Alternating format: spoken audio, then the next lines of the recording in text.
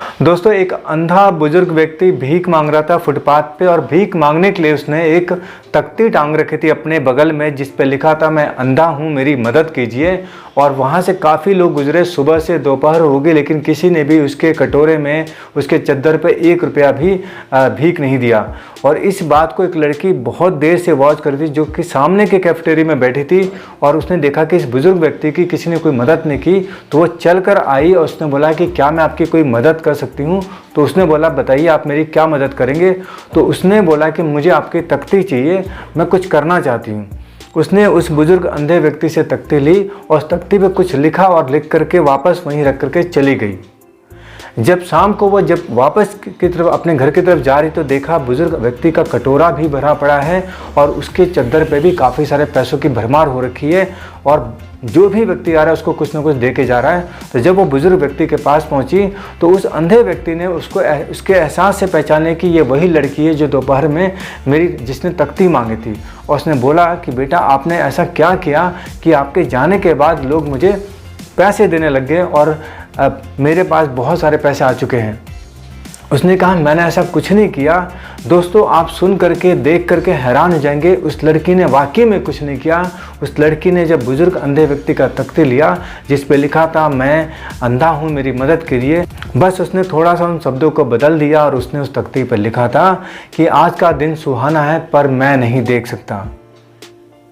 दोस्तों, इतनी सी बात ने इतना बड़ा काम कर दिया। कहने का मतलब यह है कि पहले वाले जो शब्द लिखे थे उस शब्द के अंदर लाचारी, बेचारी और दुख दिख रहा था जो लोगों को अपील नहीं कर रहा था। दूसरे शब्दों की माला ऐसी पिरोई इस लड़की ने कि उस शब्द के अंदर सामने वाले व्यक्ति के अंदर कहीं वैल्यू ऐड दिख रहा था कि उसका लाइफ में कुछ एक्स्ट्रा है जो उस व्यक्ति के पास नहीं है। इस चीज़ को थैंक करने के लिए उसने भगवान को शुक्रगुजार करने के लिए उसको दान देना शुरू कर दिया। और ऐसा हर व्यक्ति जो भी उस तख्ती को पढ़ के गया कुछ ना कुछ दे के गया। दोस्तों, कहने का मतलब है कि शब्दों को पिरोना अगर आ गया आपको और सही से परोसना आ गया तो जिस व्यक्ति के पास भी आप बैठेंगे, जिस शख्सियत के पास भी बैठेंगे, वो शख्सियत आपका अपना हो जाएगा। कहते हैं change your word change your world, शब्दों को बदलो दुनिया बदल जाएगी। तो दोस्तों, ये गुण आपको अपने अंदर लाना है, अपने शब्दों का सही इस्तेमाल करना है, शब्दों को सही तरीके से पिरोना है। अगर शब्दों को सही तरीके से पिरोना सीख गए तो दुनिया आपकी बदल जाएगी। नमस्कार दोस्तों, आप देख रहे हैं आपका अपना YouTube चैनल फिनटेक स्वामी। दोस्तों, आपका स्वागत है। अगर दोस्तों इस चैनल पर आप पहली बार आए हैं तो चैनल को सब्सक्राइब जरूर करें, बेल आइकन को हिट जरूर करें, क्योंकि दोस्तों इस तरीके की इन्फॉर्मेशन जो आपके लाइफ में वैल्यू ऐड करती हैं और कहीं ना कहीं पे आपके एजेंसी को मार्गदर्शन देती हैं, ऐसी कोई चीज़ आपसे छूती ना रह जाए। इस चैनल को सब्सक्राइब करके बेल आइकन हिट कर दे ताकि कोई भी चीज़ आपसे मिस ना हो। अगर चैनल को सब्सक्राइब कर दिया है, बेल आइकन को हिट कर दिया, इसके लिए तहे दिल से धन्यवाद दोस्तों। चलिए दोस्तों, वीडियो की टॉपिक में बने रहते हैं। दोस्तों, आज हम बात कर रहे हैं बीमा। हमने जिनको जानते थे पहचानते थे उनको हमने दे दिया, अब उनको हम कितना बीमा देने वाले हैं। क्योंकि दोस्तों, बीमा कोई साग सब्जी नहीं है कि उनको बार बार जाके दिया जा सके, बार बार जाके परोसा जा सके। इसकी एक लिमिटेशन है। इसके बाद हमें अपने नए ग्राहकों की ज़रूरत है, यानी हमें अपने पोर्टफोलियो को बड़ा करने के लिए, अपने इस काम को बड़ा करने के लिए हमें ज़्यादा लोगों की ज़रूरत है। यानी हमें अपने प्रोफाइल के अंदर कस्टमर को ऐड करने की ज़रूरत है। हमें नए कस्टमर चाहिए, उसके लिए हम क्या क्या कर सकते हैं, किन किन माध्यमों से हम नए कस्टमर के साथ जुड़ सकते हैं, उसी के बारे में हम चर्चा करने वाले हैं। वीडियो थोड़ी लंबी जरूर हो सकती है दोस्तों, लेकिन इन्फॉर्मेशन इंपॉर्टेंट है, तो आप इस वीडियो को पूरा जरूर देखें ताकि कोई भी चीज़ आपसे मिस ना हो जाए। और अगर आपके पास वक्त की कमी है तो इस वीडियो को बाद में ही आप देख लेंगे।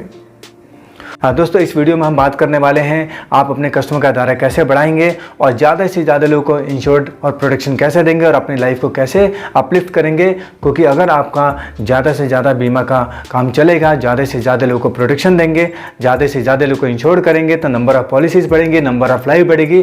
जब नंबर ऑफ़ लाइफ और नंबर ऑफ़ पॉलिसी बढ़ेगी तो आपके एजेंसी का करियर ग्रोथ भी बढ़ेगा। तो दोस्तों, इसको हमने 10 भागों में बांटा है और एक एक भाग को थोड़ा सा डिटेल में डिस्क्राइब करेंगे ताकि आपको समझने में आसानी होगी। और इन बातों को अगर आपने आजमा लिया अपने जीवन के अंदर और इनको इम्प्लीमेंट कर दिया, आपको दावा के साथ कहते हैं कि आपके एजेंसी के अंदर 2 से 3 गुना ग्रोथ होना पक्की है। तो चलिए पहले पॉइंट पे बात करते हैं दोस्तों। पहले पॉइंट पे मैंने रखा है सोशल मीडिया।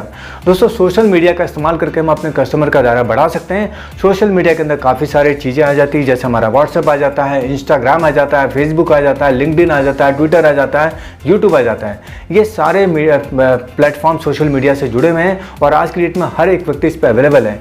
अब ये आपने देखना है कि आप सोशल मीडिया का इस्तेमाल कैसे करते हैं। सबसे पहले आज से आप एक चीज़ का ध्यान रख लीजिए, सोशल मीडिया आपका पर्सनल अगर है तो उसको हटा दीजिए या पर्सनल को पर्सनल रखिए और प्रोफेशनल अकाउंट जरूर बना लीजिए, क्योंकि दोस्तों आप जिस व्यापार के अंदर हैं, जिस कल्चर के अंदर है, उसमें आपको अपना ब्रांड बनाना बहुत ज़रूरी है। ब्रांड बनाने के लिए आपका प्रोफेशनल इमेज होना बहुत ज़रूरी है, क्योंकि दोस्तों सोशल मीडिया सिर्फ आप तक सीमित नहीं है, सोशल मीडिया आपके दोस्त तक सीमित नहीं है, सोशल मीडिया ग्लोबल है।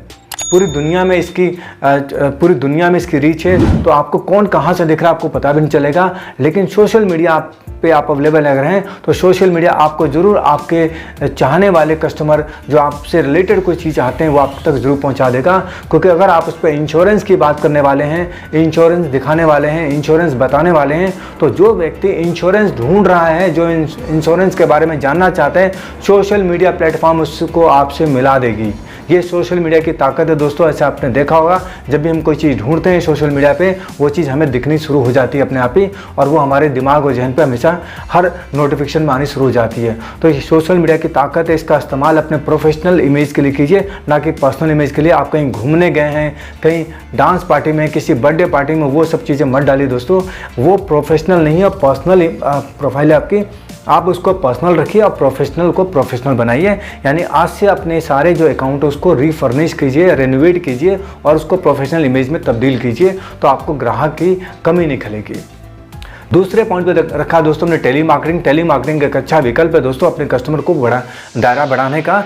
यहाँ पे आपने ये ध्यान रखना है कि आपका इस्तेमाल टेली मार्केटिंग का किस तरीके से कर रहे हैं। टेली मार्केटिंग दो तरीके से इस्तेमाल करते हैं। एक तो आप कोल्ड कॉलिंग कर सकते हैं, यानी जिनको आप नहीं जानते उनको कॉल करने वाले, तो उसका रिजल्ट की संभावना काफ़ी कम होती है। लेकिन आप जिनको जानते हैं, जिनको आपने पॉलिसी दे रखी है, उनसे आप रेफरेंस कॉलिंग कर सकते हैं। साथ में उनको प्रोडक्ट के बारे में नई नई जानकारी दे सकते हैं, प्रोडक्ट आप सेलिंग की बात कर सकते हैं, क्रॉस सेलिंग की बात कर सकते हैं। तो इसका इस्तेमाल कर, साथ में आफ्टर सेल सर्विस के बारे में बात कर सकते हैं। और ये कहीं ना कहीं पर आपको एक प्रोफेशनल अप्रोच देता है आपके बिजनेस के अंदर, कि अगर आपके एग्जिस्टिंग क्लाइंट के पास टेली मार्केटिंग के थ्रू कॉल जाती है और उसके सर्विसेज के बारे में उसको बताया जाता है, इन्फॉर्मेशन दी जाती है, तो उसको महसूस होता है कि मेरा जो एडवाइजर है प्रोफेशनल है और उसने बकायदा एक टीम रखी हुई है जो हमें आफ्टर सेल सर्विस के लिए कॉल करती है। तो कहीं ना कहीं रेफरेंस मिलने की संभावना बढ़ जाती है और नए बिजनेस की संभावना बढ़ जाती है।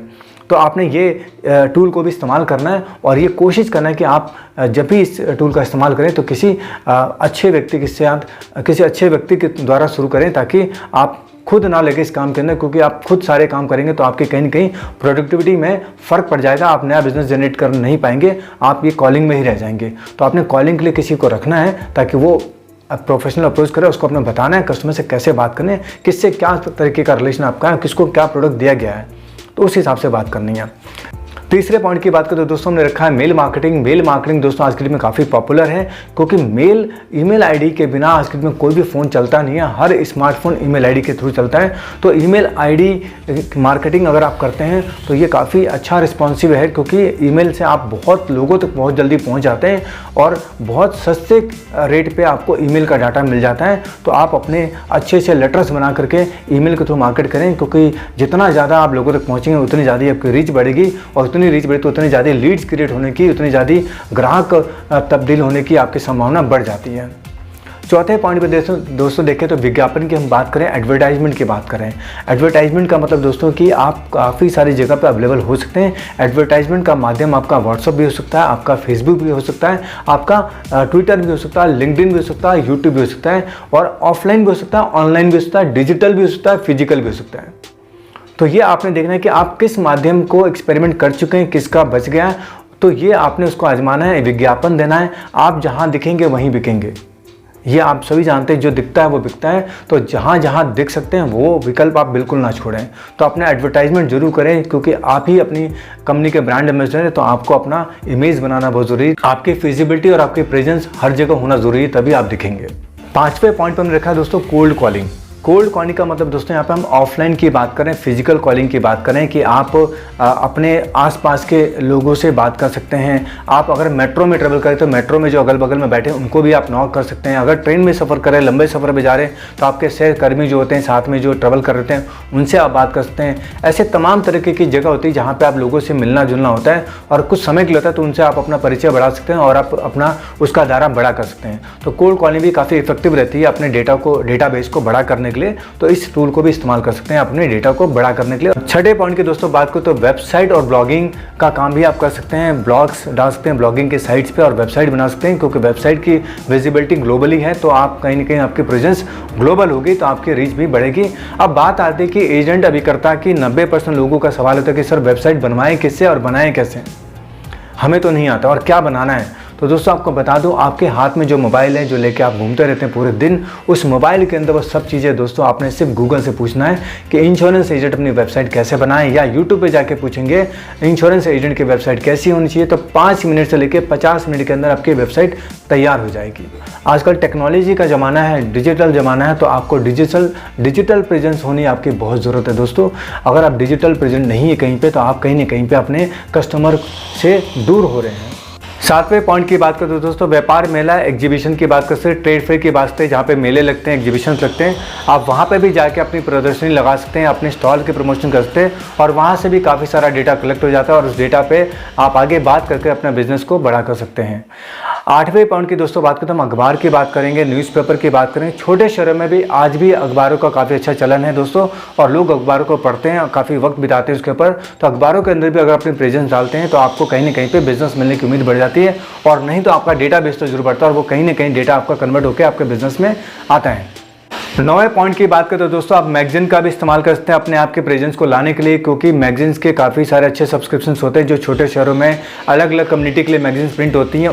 उन मैगजीनों के अंदर भी अपनी एडवर्टाइजमेंट को दे सकते हैं और अपनी प्रेजेंस को वहाँ पे बड़ा कर सकते हैं, और उस मैगजीनों से लोकल लेवल पे काफ़ी अच्छा बिजनेस आता है और काफ़ी अच्छी पहचान बनती है। जब पहचान बनी तो कहीं ना कहीं पर वो बिजनेस में चीज़ें कन्वर्ट होती हैं। दोस्तों आखिरी और 10वें पॉइंट की मैं बात करूँ तो हम यहाँ पे औद्योगिक समूह की बात करें, यानी आपको ऐसे जगह पे अपनी विजिबिलिटी दिखानी, अपने ऐसी जगह पे अपनी पार्टिसिपेशन दिखानी जहाँ पे ग्रुप्स होते हों, जहाँ पे लोगों का जमावड़ा होता हो। जैसे कि हम बात करें जिम की बात कर लीजिए, आजकल जिम का काफ़ी बड़ा कल्चर चल चुका है, हर गली में हर मोहल्ले में जिम खुले हुए हैं। आप वहाँ पर जाके अपने आप को ज्वाइन कीजिए और वहाँ पर लोगों से अपने संबंध बनाइए, तो वहाँ से भी आपको बिजनेस मिलने की उम्मीद बढ़ जाती है। ऐसे तमाम तरीके के स्पोर्ट्स क्लब्स, लाइब्रेरी, बहुत सारी चीज़ें ऐसी हो चुकी हैं आज की डेट में जहाँ पे लोग काफ़ी आते हैं, और वहाँ पे आप अपने आप को अपनी मेंबरशिप लेकर के या अपने आप को ज्वाइन करते हैं वहाँ पे, तो काफ़ी सारी आगे चल के आपके कस्टमर का दायरा काफ़ी बढ़ जाता है और वहाँ पे आपको वहाँ पे आपको बिजनेस मिलने की चांसेस बढ़ जाते हैं। तो ये दोस्तों 10 पॉइंट थे जिनको हमने थोड़े डिटेल में समझाने की कोशिश की, और उम्मीद करता हूँ अगर इन 10 पॉइंटों में से आपने 4 से 5 पॉइंट भी अगर अपना लिया और अपने जीवन में इसको इम्प्लीमेंट किया तो कहीं ना कहीं आपके बिजनेस में ग्रोथ मिलने की संभावना बढ़ जाती है। तो दोस्तों अगर इससे रिलेटेड कोई डाउट भी अगर आपके दिमाग में आता है तो आप कमेंट में लिख देंगे, उसका जवाब देने की कोशिश हम जल्द से जल्द करेंगे। दोस्तों इन्फॉर्मेशन अच्छी लगी हो तो वीडियो को लाइक जरूर करें, चैनल को सब्सक्राइब जरूर करें, और साथ में इस वीडियो को अपने तक सीमित ना रखें, आगे भी इसको फॉरवर्ड करें ताकि औरों को भी इसकी जानकारी मिल सके और वो भी अपनी लाइफ में कुछ वैल्यू ऐड कर सकें।